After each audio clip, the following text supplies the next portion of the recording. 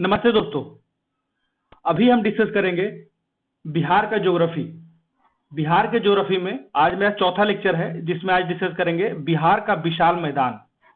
ठीक है, तो इसमें मेनली हम जो डिस्कस करेंगे कि बिहार के क्षेत्र में कहां कहां प्राकृतिक विभाजन है। मैप के अनुसार से समझ लेते हैं। तो प्राकृतिक विभाजन में इसे 3 भागों में बांटा गया है। पहला है हिमालय का पर्वत पदीय क्षेत्र, जो 586 किलोमीटर है और मात्र इसका विस्तार 0.6% है टोटल बिहार के एरिया में। ठीक है, और दूसरा जो है वो है गंगा का मैदान। इसका क्षेत्रफल है 90,650 किलोमीटर स्क्वायर। ठीक है, इसका जो टोटल प्रतिशत है बिहार के टोटल एरिया में वो 96.26% है। इसे याद रखिए, गंगा का जो मैदान है सर्वाधिक कवर करता है पूरे बिहार के एरिया को, जो 96.26% है। ठीक है, और तीसरा जो है वो दक्षिण का पठारी भाग है। इसका जो क्षेत्रफल है 2927 किलोमीटर है और ये मात्र 3.68 किलोमीटर में फैला हुआ है। ठीक है, तो ये हो गया उत्तरी क्षेत्र हमारा, जिसमें हिमालय का पर्वतीय क्षेत्र है जो मात्र 586 है, और बाकी मैक्सिमम जो पार्ट है वो गंगा का मैदान का है, जो कितना है 90,650 वर्ग किलोमीटर स्क्वायर वर्ग किलोमीटर, जो 96.26% है। ठीक है, और लास्ट में जो है वो दक्षिणी भाग है, वो मात्र 3.68% है। इसका जो भौगोलिक बनावट है और इसकी संरचना की दृष्टि से बिहार को 3 भागों में बांटा गया है। कौन कौन? तो पहला जो है उत्तर का जो भाग है उसको जो कहा जाता है वो शिवालिक का पर्वतीय भाग माना जाता है। ठीक है, एवं तराई क्षेत्र इसे कहा जाता है। और जो दूसरा है वो है बिहार का विशाल मैदान। ये बांटा जा रहा है भौतिक बनावट और संरचना की दृष्टि से। और तीसरा जो है वो है दक्षिण का सीमांत पठार। उत्तर का जो शिवालिक पठार है, जिसे तराई क्षेत्र भी कहा जाता है, ये क्षेत्र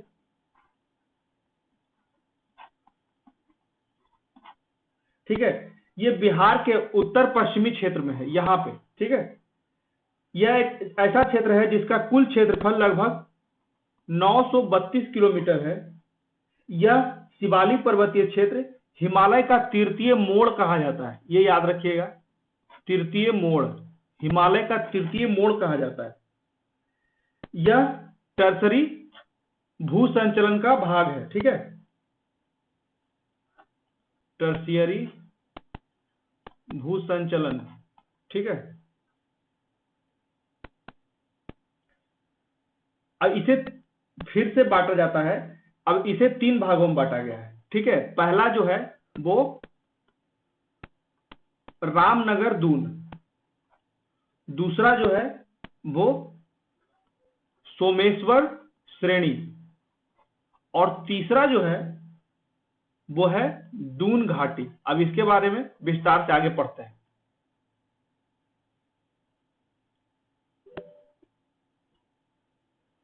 तो पहला है रामनगर दून। यह छोटी छोटी पहाड़ियों का क्रम है जो 214 वर्ग किलोमीटर क्षेत्र तक फैला हुआ है। इसकी अधिकतम ऊंचाई 240 मीटर है। हरहरा नदी घाटी के दक्षिण में स्थित है। हरहरा नदी याद रखिएगा, हरहरा नदी।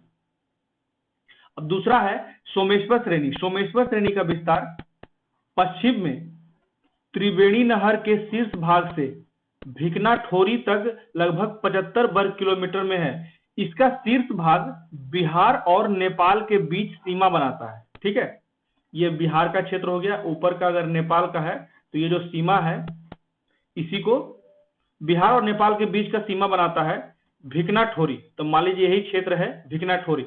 इसकी सर्वाधिक ऊंचाई जो है इसकी सर्वोच्च चोटी जो है 874 मीटर ऊंची है।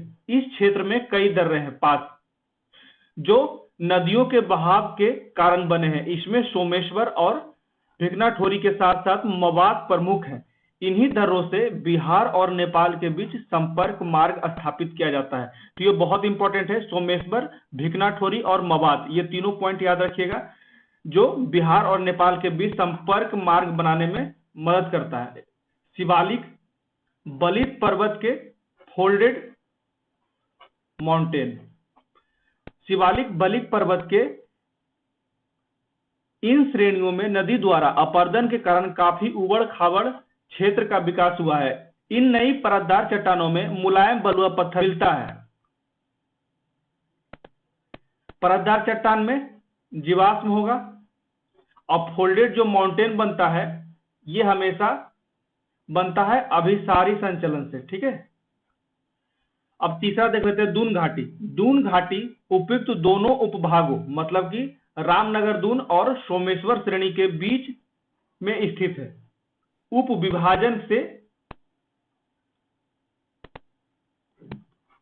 ये दोनों के उप विभाजन के कारण ही इसकी उत्पत्ति हुई है, दून घाटी की उत्पत्ति हुई है। तथा इस घाटी को हरहा नदी की घाटी भी कहते हैं। यह लगभग 24 किलोमीटर लंबी एवं गंगा के जलोढ़ मैदान से कुछ ऊंची है। ठीक है, अब देख लेते हैं बिहार का विशाल मैदान।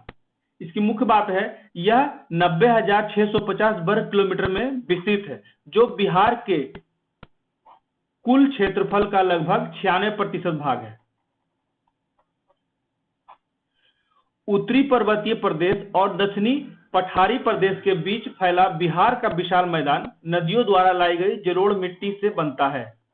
यह मुख्यतः जलोढ़ मिट्टी से बनता है, जिसका पश्चिमी सीमावर्ती भाग में कहीं कहीं चूने के कंकड़ और ऊपरी सतह में के निकट जमाव पाया जाता है, जिससे ये मैदान परिवर्तित हो जाता है, मैदान के रूप में परिवर्तित हो जाता है। गंगा नदी के दक्षिणी भाग में सपाट मैदान है और इस मैदान में चौर, ये याद रखिएगा टर्म, चौर के तरह की निचली भूमि पाई जाती है, जिसे टाल या ताल कहते हैं। वर्षा के समय में यह टाल क्षेत्र जो होता है ये जलमग्न होता है। ये भी याद रखिएगा, टाल से मरुस्थल नहीं समझना है, कंफ्यूज नहीं होना है। चौर का मतलब होता है टाल, और टाल क्षेत्र जो होता है वर्षा के समय में जलमग्न हो जाता है। गंगा के मैदानी क्षेत्र का ढाल सर्वत्र एक समान एवं धीमा होता है, जो 6 सेंटीमीटर पर किलोमीटर होता है। ठीक है, इसका ढलान जो होता है 6 सेंटीमीटर पर किलोमीटर, मतलब कि 1 किलोमीटर में 6 सेंटीमीटर का ढलान होता है। अब आगे देखते हैं। समुद्र तल से इसकी ऊंचाई 60 मीटर से 120 मीटर के मध्य है। हालांकि इसकी औसत गहराई 1000 मीटर से 1500 मीटर के मध्य है, परंतु कहीं कहीं इससे अधिक भी गहराई पाई जाती है।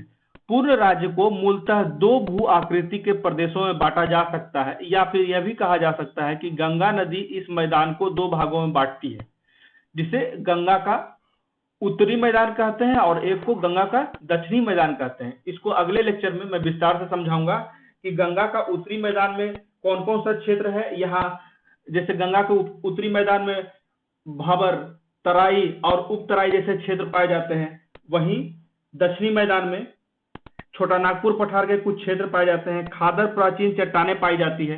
तो इसका विस्तार से विश्लेषण करेंगे अगले लेक्चर में।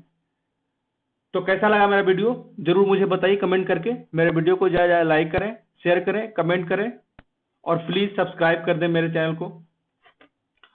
Thank you so much.